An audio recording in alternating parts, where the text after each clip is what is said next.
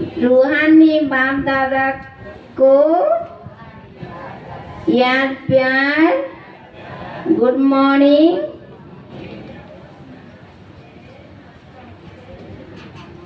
नमस्ते नमस्ते नमस्ते।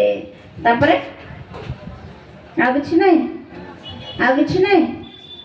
धन्यवाद करिवेनी बाबा को। शुक्रिया बाबा, दिल से शुक्रिया। एडे सुंदर बाबा कथा कहउछन ताके टिके धन्यवाद करि पारिबेनी। एतिरे कोन कंजूसी हबो हम भितरे नहीं ना। तो आज हमें वरदान धारणा रो पॉइंट सुनिबा। कोन लाइफ रे आज हमें धारण करिबा हैला। बाबा जी कहले ज्ञान रत्न को, ज्ञान रत्न रे तमरो बुद्धि रूपक झुलामणि को भरपूर कर। कोथरे कोनोसी प्रकार संशय जेमती तम भितर न आसीबा दरकार। एडे एमती केमती ए माने कोन एमिति आबी ए प्रकार संशय तम मन भितर केबे आसीबा उचित नहे। जेते हे परिबो बाबा जी कहले जितना हो सके माने जेते संभव कौन कर बाबा को मने पकेबा पाई पुरुषार्थ करी पवित्र हो।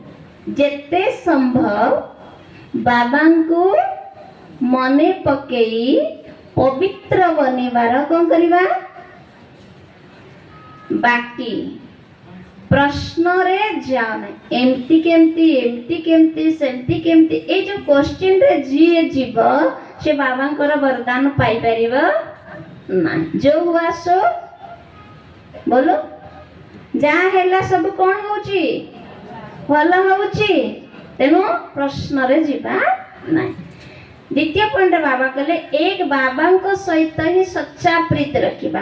कारण सच्चा साथ देला वाला किए हेले बाबा को समान मीठा बनिबा। कौन बनिबा केते मीठा साकारिन भली मीठा हैला। बाबा कहले कारण बाबा ही केवल आमको सदा सर्वदा साथ दे परिबे। आप केही भी साथ दे परिबे भौणी को भाई भी सदा साथ दे परिबो ना। तेनु बाबा कहउचंती मु तम हाथ रे कोन करूची बांधुची। मो कथा मानिले मु तमरो साथ देबी नियत बुझिला। मते प्यार कर बाबा कहले मते प्यार कर ताले मु तमरो साथ देबी नोल देबी देबे।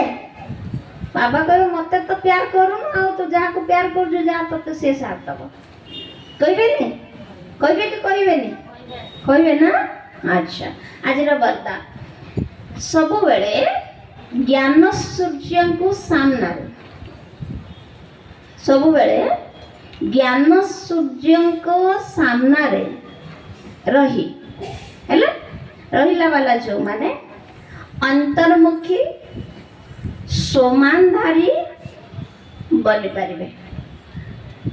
सब जे फील करूथिबो परमात्मा महाज्योति सर्वशक्तिमान जे के ज्ञानर सूर्य मो सामना रे से अछंती। तमना उगा केही देखा जिवे कि ताकू आ के देखा जिवे ताकू मनुष्य देखा जिवो ताकू कार स्वभाव संस्कार देखा जिवो ताकू देखा जिवो ताले से कोन रही परिबो अंतर्मुखी।